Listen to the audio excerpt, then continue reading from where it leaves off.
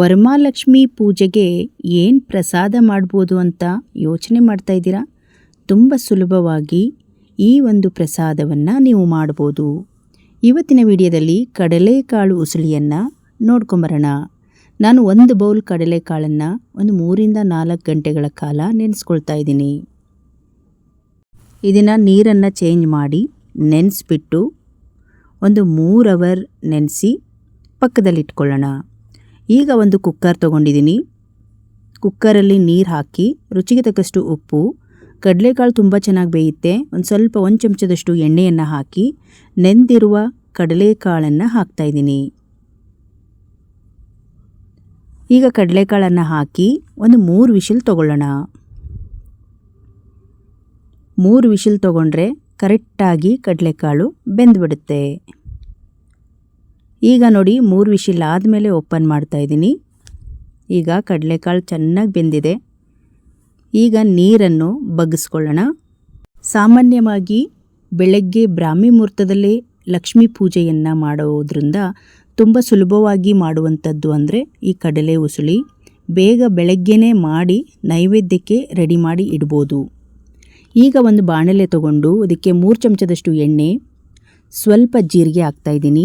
ಹಾಗೆ ಒಂದು ಅರ್ಧ ಚಮಚದಷ್ಟು ಸಾಸಿವೆ, ಒಂದು ಸ್ವಲ್ಪ ಉದ್ದಿನಬೇಳೆ, ಹಾಗೆ ಕಡಲೆಬೇಳೆ ಕೂಡ 1 ಚಮಚದಷ್ಟು ಹಾಕಿ ಚೆನ್ನಾಗಿ ಮಿಕ್ಸ್ ಮಾಡ್ಕೊಳ್ಳೋಣ.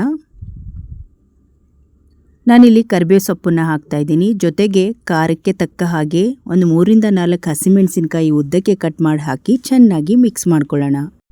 ಇಲ್ಲಿ ಕಡಲೆಕಾಳು ಉಸುಳಿ ತುಂಬ ರುಚಿ ಕೊಡಬೇಕಂದ್ರೆ ಶುಂಠಿನ ತುರಿದ್ಬಿಟ್ಟು ಒಂದು ಬಿಲ್ಲೆ ಗಾತ್ರದ ಶುಂಠಿನ ತುರಿದ್ಬಿಟ್ಟು ಹಾಕಿದ್ದೀನಿ. ಸ್ವಲ್ಪ ಕೊತ್ತಂಬರಿ ಸೊಪ್ಪು ಕೂಡ ಹಾಕಿ ಇವಾಗ ಒಂದು ರೌಂಡ್ ಚೆನ್ನಾಗಿ ಮಿಕ್ಸ್ ಮಾಡಿಕೊಂಡು ಬೆಂದಿರುವ ಕಾಳನ್ನು ಹಾಕೊಳ್ಳೋಣ. ಪ್ರಸಾದವಾಗಿ ಮಾಡೋದ್ರಿಂದ ಈರುಳ್ಳಿ ಬೆಳ್ಳುಳ್ಳಿ ಸೇರಿಸಿಲ್ಲ. ಈಗ ಇದನ್ನು ಚೆನ್ನಾಗಿ ಒಂದು ರೌಂಡ್ ಮಿಕ್ಸ್ ಮಾಡಿಕೊಂಡು, ನಿಮಗೆ ಜಾಸ್ತಿ ಟೈಮ್ ಪ್ರಸಾದ ಇಡಬೇಕಂದ್ರೆ ಒಣ ಕೊಬ್ಬರಿನ ತೊಗೊಳ್ಳಿ.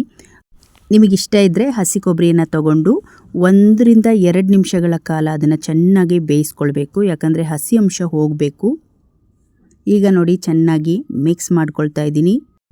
ನೋಡಿದ್ರಲ್ಲ ಸ್ನೇಹಿತರೆ, ಲಕ್ಷ್ಮಿಗೆ ಪ್ರಿಯವಾದ ಕಡಲೆಕಾಳು ಉಸುಳಿ ರೆಡಿ ಆಯಿತು. ತುಂಬ ಬೇಗ 1-2 ನಿಮಿಷ ಇದ್ದರೆ ಕಾಳೆಂದು ರೆಡಿ ಇದ್ದರೆ ಬೇಗ ಆಗುವಂಥದ್ದು ಇದು.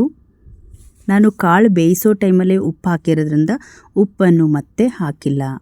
ಸ್ವಲ್ಪ ಕೊತ್ತಂಬರಿ ಸೊಪ್ಪನ್ನು ಹಾಕಿ ಚೆನ್ನಾಗಿ ಮಿಕ್ಸ್ ಮಾಡ್ಕೊಂಡ್ಬಿಟ್ರೆ ಈ ಕಡಲೆ ಉಸುಳಿ ರೆಡಿ ಆಯಿತು. ಪೂಜೆಗೆ ರೆಡಿಯಾಗಿರುವ ಕಡಲೆ ಉಸುಳಿಯನ್ನು ನಾನೊಂದು ತಟ್ಟೆಗೆ ಹಾಕ್ತಾಯಿದ್ದೀನಿ. ವರಮಹಾಲಕ್ಷ್ಮೀ ದೇವಿಗೆ ತುಂಬ ಪ್ರಿಯವಾದ ನೈವೇದ್ಯ ಪ್ರಸಾದ ಅಂತಲೇ ಹೇಳ್ಬೋದು. ನೀವು ಕೂಡ ತುಂಬ ಸುಲಭವಾಗಿ ಈ ಕಡಲೆಕಾಳು ಉಸುಳಿಯನ್ನು ವರಮಹಾಲಕ್ಷ್ಮಿ ಹಬ್ಬದ ದಿವಸ ನೈವೇದ್ಯವಾಗಿ ಮಾಡ್ಬೋದು. ಇವತ್ತಿನ ನೈವೇದ್ಯ ಪ್ರಸಾದ ನಿಮಗೆ ಇಷ್ಟ ಆದರೆ ಒಂದು ಲೈಕ್ ಮಾಡಿ, ಈ ವಿಡಿಯೋವನ್ನು ಶೇರ್ ಮಾಡಿ. ಇನ್ನಷ್ಟು ವಿಡಿಯೋಗಳಿಗಾಗಿ ನಮ್ಮ ಚಾನಲನ್ನು ಸಬ್ಸ್ಕ್ರೈಬ್ ಮಾಡ್ಕೊಳ್ಳಿ. ಮತ್ತೆ ಮುಂದಿನ ರೆಸಿಪಿಯಲ್ಲಿ ಸಿಗೋಣ. ಅಲ್ಲಿಯವರೆಗೂ ಧನ್ಯವಾದ.